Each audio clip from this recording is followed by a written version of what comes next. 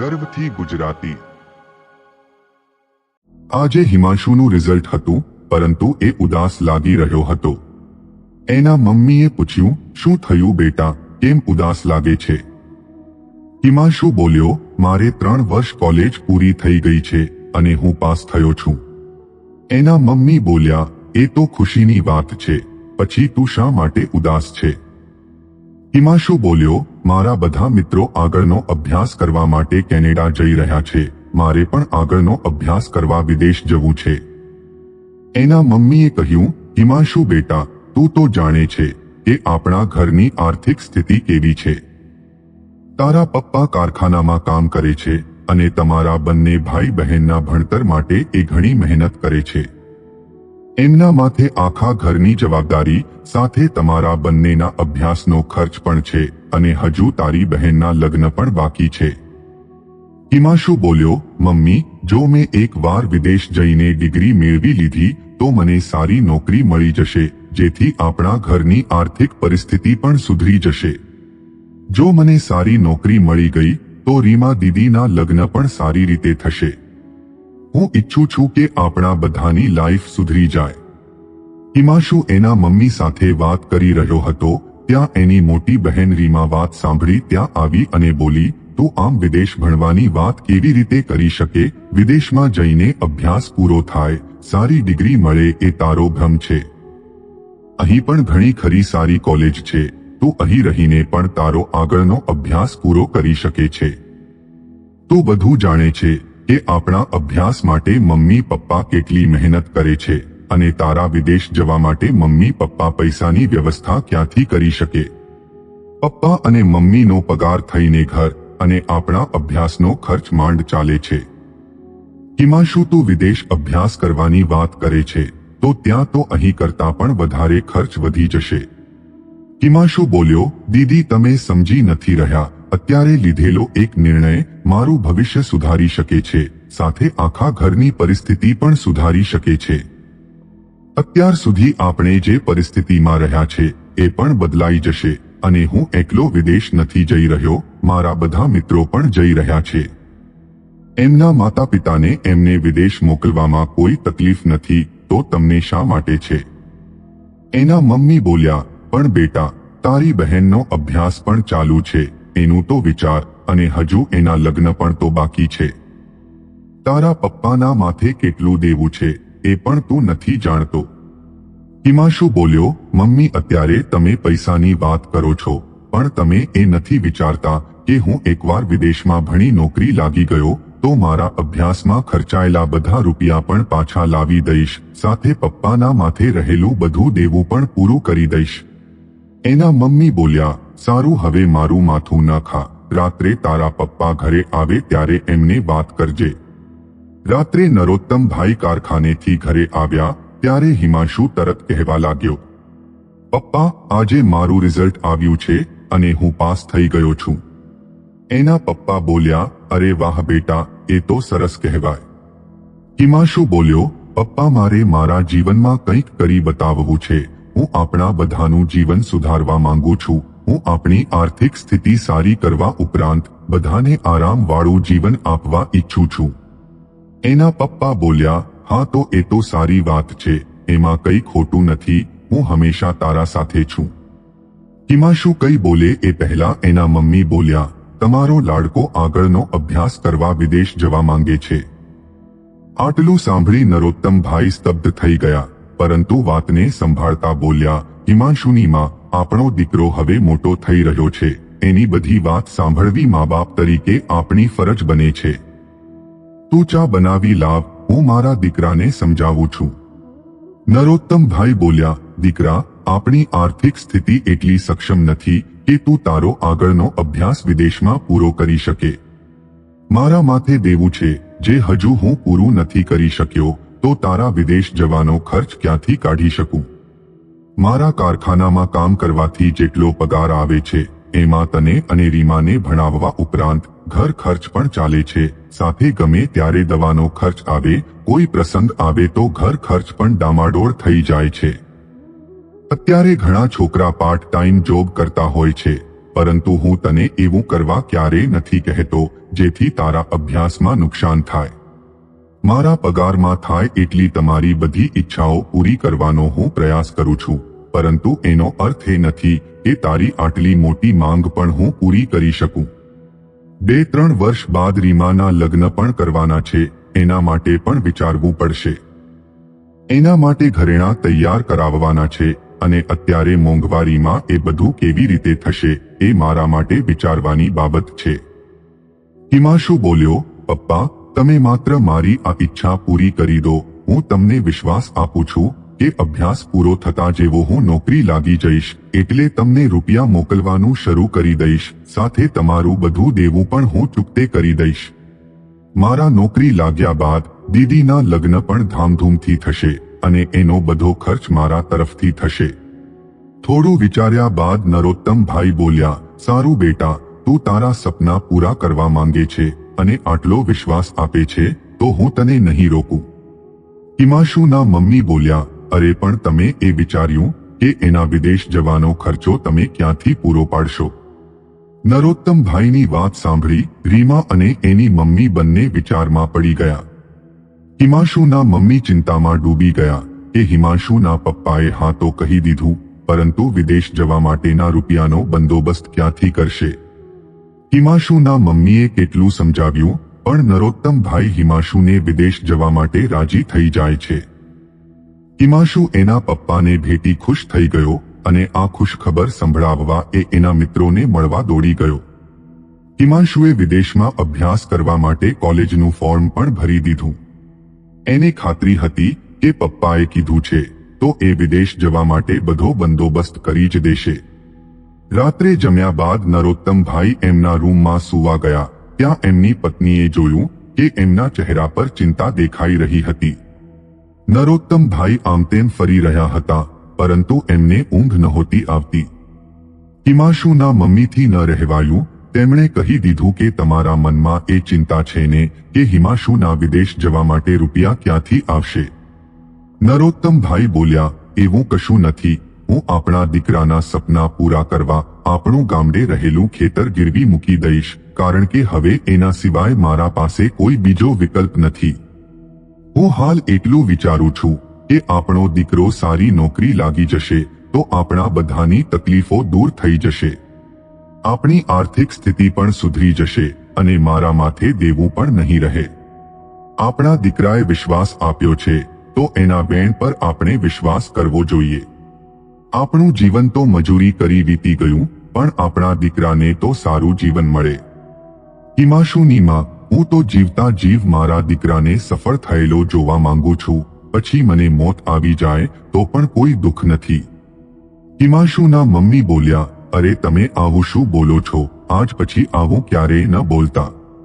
મારે તો બસ તમારો સહારો છે. તમે ન હોય તો મારું જીવન કશા કામનું નથી. હવે બધું વિચારવાનું પડતું મૂકી શાંતિથી સૂઈ જાઓ. બીજા દિવસે સવારે નરોત્તમભાઈ ખેતર ગીરવી મૂકી પૈસાનો બંદોબસ્ત કરવા ગામડે જવા તૈયાર થઈ ગયા. જતા જતા હિમાંશુના મમ્મીને કહ્યું, હું ગામ જઈને કામ પૂરું કરી દવાખાને જતો આવીશ. હિમાંશુના મમ્મી બોલ્યા, કેમ શું થયું તમને? તબિયત સારી ન હોય તો ગામ જવાનું રહેવા દો. નરોત્તમભાઈ બોલ્યા, ના એવું કશું નથી. થોડી ગભરામણ જેવું થાય છે તો વળતી ફેરા ડોક્ટરને બતાવતો આવીશ. નરોત્તમભાઈ ગામ જવા નીકળી ગયા, પરંતુ હિમાંશુના મમ્મીને એમની ચિંતા થવા લાગી. નરોત્તમભાઈ રાત્રે ઘરે આવ્યા તો હિમાંશુના મમ્મી બોલ્યા, કેવું છે તમને? શું કીધું ડોક્ટરે? નરોત્તમભાઈ બોલ્યા, કશું નથી થયું મને, એ તો ટેન્શન લેવાના કારણે થોડી ગભરામણ થતી હતી. ડોક્ટરે દવા આપી છે, સારું થઈ જશે. હકીકતમાં નરોત્તમભાઈ હૃદયના રોગી હતા. થોડા મહિના પહેલા જ ડોક્ટરે એમને હાર્ટ સર્જરી માટે કહ્યું હતું, પરંતુ પૈસાના અભાવે અને ઘરમાં બધા ચિંતા કરે એના કારણે એમણે ઘરે પણ કશું નહોતું જણાવ્યું. હિમાંશુના કેનેડા જવા માટે બધી તૈયારીઓ થઈ ગઈ. ખેતર ગીરવી મૂકીને હિમાંશુના કેનેડા જવા માટે બધી વ્યવસ્થા થઈ ગઈ અને એના પપ્પાએ થોડા રૂપિયા એના બેંક એકાઉન્ટમાં પણ જમા કરાવ્યા, જેથી ત્યાં એને તકલીફ ન પડે. આંખોમાં અશ્રુ સાથે નરોત્તમભાઈ અને આખા પરિવારે હિમાંશુને ફ્લાઇટમાં બેસાડી અલવિદા કહ્યું. જ્યાં સુધી ફ્લાઇટ દેખાઈ રહી હતી ત્યાં સુધી ત્રણેય જોઈ રહ્યા. હિમાંશુના મમ્મી બોલ્યા, આપણો દીકરો આપણાથી દૂર જઈ રહ્યો છે અને હવે અજાણ્યા લોકો વચ્ચે રહેશે. હિમાંશુના મમ્મી પપ્પા બંને એના બાળપણની યાદોમાં ખોવાઈ ગયા. થોડી વાર બાદ રીમાએ કહ્યું, મમ્મી પપ્પા, તમારો લાડકો વિદેશ જવા નીકળી ગયો છે. હવે અહીં ઊભા રહેવાનો કોઈ મતલબ નથી. 3-4 વર્ષની વાત છે, એ તો આમ નીકળી જશે. આમ કહી રીમા એના મમ્મી પપ્પાને આશ્વાસન આપી રહી હતી. ત્યારબાદ ત્રણેય ઘરે પહોંચ્યા અને થોડા દિવસ બાદ હિમાંશુનો ફોન આવ્યો. રીમા ખુશ થઈ ગઈ અને એના મમ્મીને કહ્યું, મમ્મી તમારા લાડકાનો ફોન આવ્યો છે. હિમાંશુના મમ્મી તો ખુશખુશાલ થઈ ગયા અને દીકરા સાથે વાત કરવા એ ઘણા ઉત્સુક હતા. રીમાએ ફોન આપ્યો તો એના મમ્મીએ એક સાથે કેટલાય સવાલો પૂછી નાખ્યા. હિમાંશુ બેટા, તારી તબિયત કેવી છે? ત્યાં તને ફાવે છે? ત્યાં સમયસર ભોજન કરે છે ને?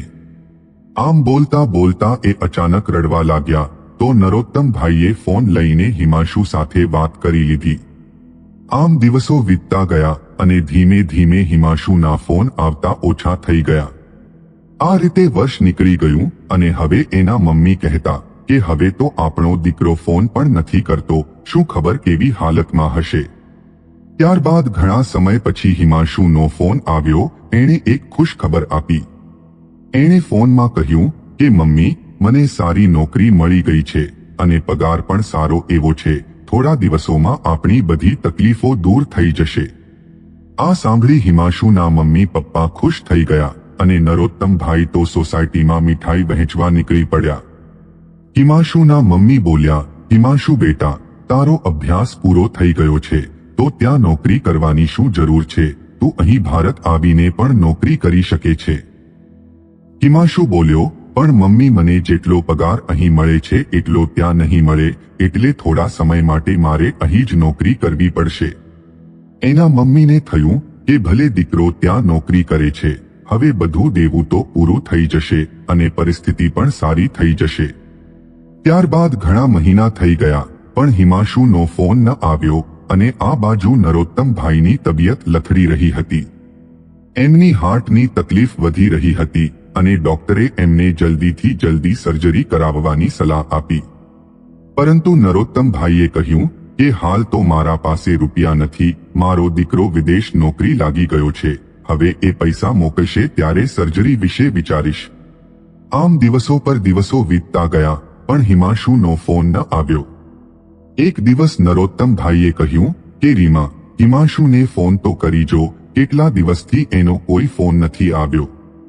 રીમાએ ફોન કર્યો પણ હિમાંશુએ ફોન રિસીવ ન કર્યો. નરોત્તમભાઈ બોલ્યા, કદાચ કામમાં વ્યસ્ત હશે એટલે ફોન નહીં ઉપાડ્યો હોય. નરોત્તમભાઈની તબિયત ખરાબ થતા હવે એમણે કારખાને જવાનું છોડી દીધું હતું. એમના કામ બંધ કરવાથી ઘર ખર્ચમાં પણ તકલીફ પડવા લાગી. હિમાંશુના મમ્મીના સીવણ કામથી થોડા પૈસા આવતા પણ એટલામાં કશું થાય એમ નહોતું. રીમાએ ઘણું વિચાર્યા બાદ એને થયું કે હિમાંશુ જ્યારે પૈસા મોકલશે ત્યારે મોકલશે, પણ ઘર ખર્ચ માટે અત્યારે મારે કંઈક કરવું જ પડશે. રીમાએ પ્રાઇવેટ કંપનીમાં સેક્રેટરી તરીકે નોકરી શોધી લીધી જેથી ઘર ખર્ચ નીકળી શકે. નરોત્તમભાઈ નહોતા ઈચ્છતા કે એમની દીકરી નોકરી કરે, પરંતુ હવે એ પણ મજબૂર હતા. એક દિવસ નરોત્તમભાઈએ એમનો મિત્ર પાસેથી રૂપિયા ઉધાર લીધા હતા તો એમને જરૂર પડતા એમના ઘરે માંગવા આવ્યો. હિમાંશુના મમ્મીએ એમને કહ્યું કે તમારા રૂપિયા હું કાલે ઘરે મોકલાવી દઈશ. મિત્રના ગયા પછી નરોત્તમભાઈએ હિમાંશુની મમ્મીને કહ્યું કે તે એવું કેમ કીધું કે કાલે તમને રૂપિયા મળી જશે, આપણા પાસે તો ઘર ચાલે એટલા રૂપિયા પણ નથી. હિમાંશુના મમ્મીએ કહ્યું કે હું મારા દાગીના ગીરવી મૂકી એમના પૈસા આપી દઈશ, એમણે આપણને જરૂર હતી ત્યારે મદદ કરી હતી તો આપણે પણ એમની જરૂરિયાતમાં રૂપિયા પાછા આપી દેવા પડે. નરોત્તમભાઈ પાસે હવે કોઈ વિકલ્પ નહોતો તો એમણે ભારે મન સાથે હા પાડી દીધી. બીજા દિવસે હિમાંશુના મમ્મી રીમા નોકરી જતી હતી ત્યારે એની સાથે ગયા અને ઓળખાણના સોની પાસે ઘરેણા ગીરવી મૂકી રૂપિયા નરોત્તમભાઈના મિત્રના ઘરે આપી આવ્યા. ધીરે ધીરે રીમાના નોકરી લાગવાથી ઘરની આર્થિક સ્થિતિ થોડી સુધરવા લાગી હતી. એવામાં એક દિવસ રવિવારના દિવસે સવારે વિડીયો કોલ આવ્યો. રીમા ઘરે હતી અને ફોનમાં જોયું તો હિમાંશુનો વિડીયો કોલ હતો. રીમા એના મમ્મી પપ્પા બંને સાથે ગોઠવાઈ ગઈ અને હિમાંશુનો વિડીયો કોલ ઉપાડ્યો. રીમાએ વિડીયો કોલ ઉપાડ્યો કે સામે હિમાંશુ એક છોકરી સાથે બેઠો હતો. આશ્ચર્ય સાથે એના મમ્મીએ પૂછ્યું, બેટા આ છોકરી કોણ છે? હિમાંશુ બોલ્યો, મમ્મી આ તમારી વહુ છે, મેં અહીં જ લગ્ન કરી લીધા છે. આટલું સાંભળતા નરોત્તમભાઈનું કાળજું કંપી ઉઠ્યું. છતાં પોતાના પર કાબુ મેળવી એમણે પૂછ્યું, એમ કેવી રીતે તે ત્યાં લગ્ન કરી લીધા? અમને જણાવ્યું પણ નહીં કે તું લગ્ન કરી રહ્યો છે. તારા લગ્ન માટે અમે કેટલા સપના જોયા હતા કે તારા માટે કોઈ સંસ્કારી છોકરી શોધી આપણા ઘરની વહુ બનાવીશું, અને તે એક ક્ષણમાં અમારા બધા અરમાનો પર પાણી ફેરવી દીધું. હિમાંશુ બોલ્યો, પપ્પા મારી પણ પોતાની ઈચ્છાઓ હોય, મારા સપના હોય. મેં અહીં લગ્ન કરી લીધા છે અને નવું ઘર પણ ખરીદી લીધું છે, માટે હું હવે ભારત પાછો નહીં આવી શકું. હિમાંશુના આવા શબ્દો સાંભળી નરોત્તમભાઈના હૃદય પર હુમલો થયો અને એ દવા ખાવા માટે સીધા એમના રૂમમાં ચાલ્યા ગયા. રીમાના એના મમ્મી તો બોલવાની હાલતમાં જ નહોતા, તો એણે એમને સંભાળી રાખ્યા. એમની આંખો આંસુથી છલકાઈ ગઈ હતી. રીમાએ કશું બોલ્યા વિના હિમાંશુનો વિડીયો કોલ મૂકી દીધો અને એના મમ્મી નરોત્તમભાઈને સંભાળવા એમના રૂમમાં ગયા. નરોત્તમભાઈ એમના પલંગ પર ટેકો લઈને ઢળી પડેલા હતા. હિમાંશુના મમ્મી બોલ્યા, તમે ચિંતા ના કરો, એ તો જવાનીમાં બોલ્યા કરે. એમના આટલું બોલ્યા પછી પણ નરોત્તમભાઈ કશું ન બોલ્યા, ના એમનો કોઈ હાવભાવ દેખાયો. હિમાંશુના મમ્મીએ એમનો હાથ પકડી જોયું તો હાથ ઠંડા પડી ચૂક્યા હતા. ત્યારબાદ એમણે ચેક કર્યું તો આખું શરીર ઠંડુ પડી ચૂક્યું હતું અને નરોત્તમભાઈના પ્રાણ નીકળી ચૂક્યા હતા. રીમા અને એની મમ્મી પર આભ તૂટી પડ્યું હતું એવી પરિસ્થિતિ સર્જાઈ ગઈ હતી. નરોત્તમભાઈના અવસાનથી એમના માથે દુઃખનો પહાડ તૂટી પડ્યો. પિતાના મૃત્યુના ખબર મળતા હિમાંશુ રાતોરાત ફ્લાઇટ પકડી ભારત આવ્યો. ઘરે આવ્યા બાદ ખબર પડી કે રીમા એના પિતાની ચિતાને અગ્નિદાહ આપી ચૂકી હતી. ઘરમાં જઈને જોયું તો એની મમ્મી એક ખૂણામાં ઢળી પડેલા જોયા. એણે એના મમ્મીને બોલાવ્યા પણ એ કશું ન બોલ્યા. રીમાએ કહ્યું, તારા કારણે મમ્મી હવે ક્યારેય નહીં ઉઠે, એ પણ પપ્પા જોડે ચાલ્યા ગયા છે. તારા માટે એમણે આખું જીવન અર્પણ કરી નાખ્યું અને તું પથ્થર દિલ એમના સાથે એમને ખોટા સપના દેખાડી વિશ્વાસઘાત કરી ગયો.